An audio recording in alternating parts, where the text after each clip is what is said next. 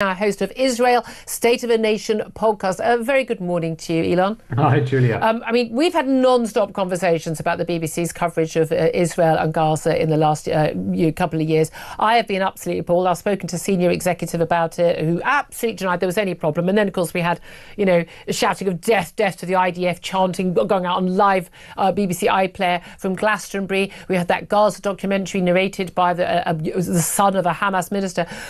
Are you shocked in any way, concerned that the head of BBC News, the woman in charge of news at our national media broadcaster, doesn't know that the Hamas government ministers are also part of a prescribed terrorist organisation? Yeah, well, thank God we have Talk TV, Julia, because the home of common sense would never tolerate anything quite so silly as trying to claim that some members of Hamas are terrorists and some aren't.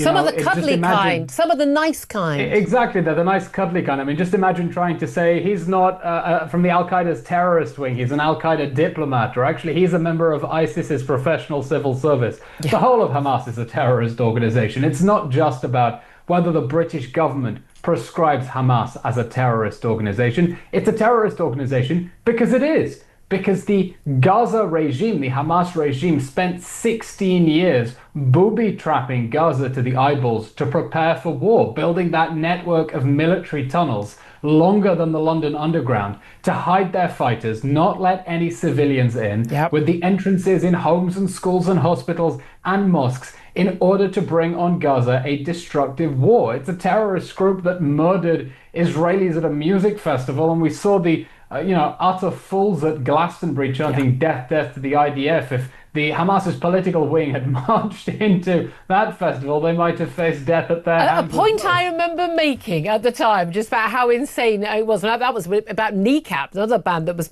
due to perform, but weren't live broadcast for the same concerns that ended up being obvious from Bob Villan. I mean, this is the extraordinary thing, though, that so many people in our national broadcaster don't get this. But if the boss doesn't get it, you can see why when she and among other senior staff saw, for instance, that Gaza documentary about life in Gaza, how to survive a war zone, it didn't ring any bells to her. Like, who is this kid? Have you paid the kid's family? Who is he? Now, there's been an internal report, which is a blatant, obvious whitewash about who knew what when, and was it did people ask the right questions? Were they told the truth or not? But even not knowing that this kid was the son of a Hamas terrorist, which is what his father is, you don't get to be a senior figure in the Hamas government unless you are a leading figure in the terrorist organisation that it's part of.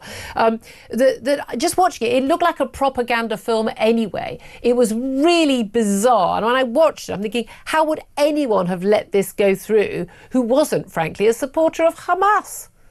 Look, it's absurd that this documentary was narrated by the son of a Hamas minister, but that's the least of the problems. That's missing the wood for the trees.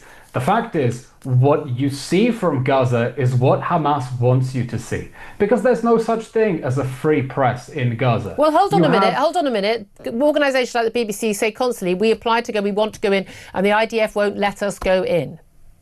And frankly, I think Israel is paying a price for not letting journalists in. Should they be letting independent journalists in?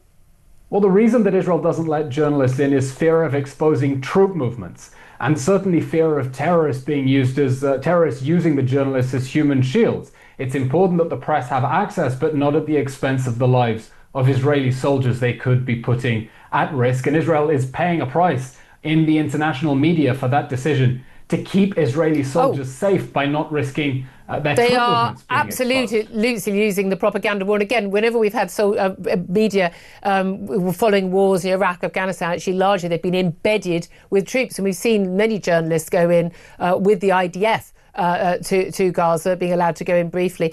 Just finally, in terms of the coverage, and there's so much I want to get to, but we are short of time.